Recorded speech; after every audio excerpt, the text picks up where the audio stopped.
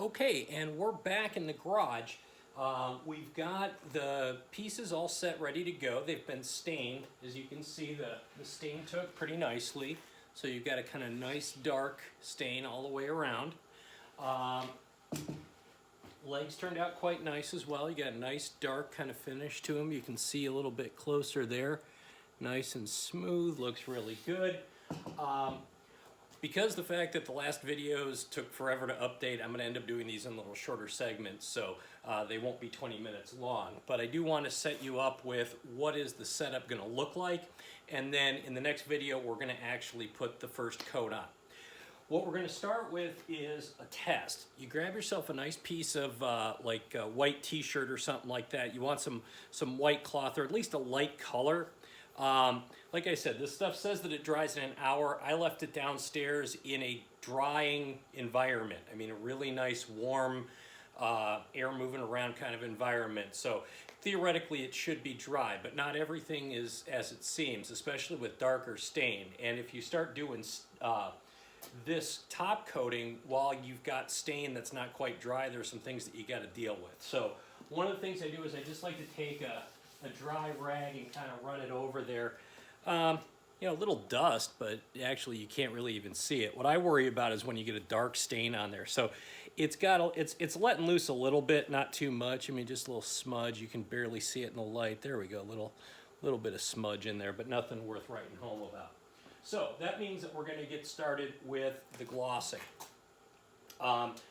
This is what we're using for glossing. I sent you a link to the quart-sized version of this. This is Armor Seal.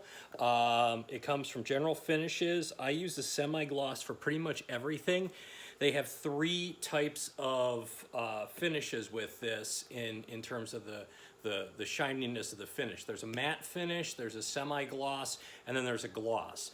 Gloss is like, literally like just shiny, glowing, it looks like glass on top of there. It's very rarely a good idea for a piece of furniture you're going to have hanging around the house because it just draws so much attention to it. I tend to use gloss on like dining room tables and stuff like that if I can't use something called tabletop varnish. Or if I really have a very, very shiny piece of furniture that I really want to draw a lot of attention to, I do that. The matte finish doesn't really play as well. I'm not as huge of a fan of it. For some reason, I've not had a lot of success with it, and it seems like it shows scratches a little bit easier. This stuff is golden. You can get it for about 20 bucks a quart. I buy the gallon because I go through it so fast that it's better for me to buy a gallon of it than it is to try to buy a quart at a time. One of the things you want to do is you want to shake it up.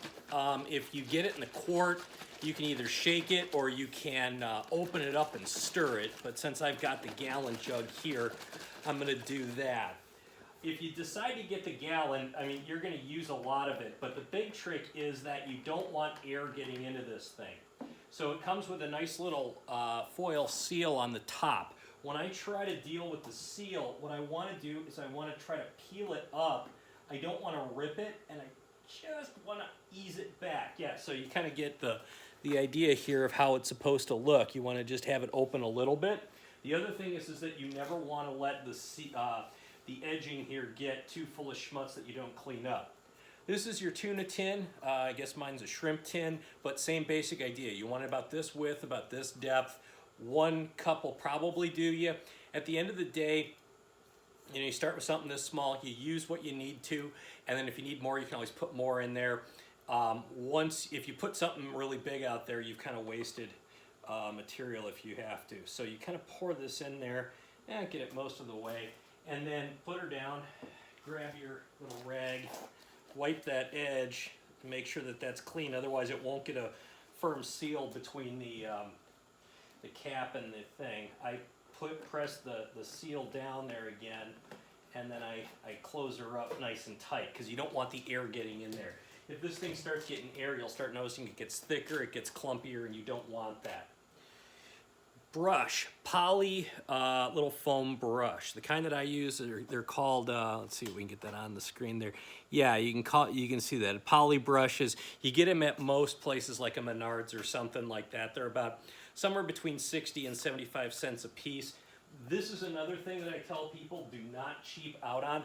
Don't get the really crappy ones that are plastic handled and they're all foamy and stuff. You can see how firm this is, and you're gonna want that because in a couple of cases when you're gonna start applying this thing, if again, you're lifting up stain or something and it goes wrong, you're gonna wanna be able to kind of get that out of there.